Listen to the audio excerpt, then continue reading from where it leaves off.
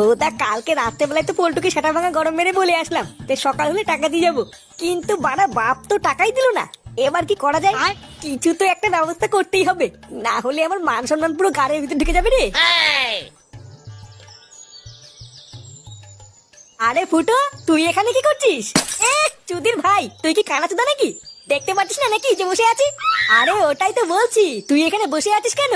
আমরা সবাই ওইদিকে পিকনিকের জন্য দৌড়দৌড়ি করে মরছি। এই দেখ, কেবল বাজার থেকে এক ব্যাগ মাল কিনে আনলাম। আরে চোদন, এত মাল কিনেছিস? হ্যাঁ হ্যাঁ রে, ওই জন্যই তো বলছি এখানে বসে বসে কি করছিস। চল চল, হাতে হাতে কাজ শুরু করতে হবে তো। কি বলছিস মারা? হ্যাঁ, আমি তো এখানে টাকাই দিইনি, তাও তোরা আমাকে পিকনিকে নিবি? হ্যাঁ, তুই এখনো টাকা দিসনি? না রে, বাবার কাছে টাকা চাইলাম, বাবা তো টাকা দিল না।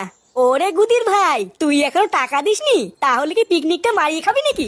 বাড়া, আমি কিনা ভাবছি টাকা দিয়ে দিয়েছে। দে বাল ছাল সব।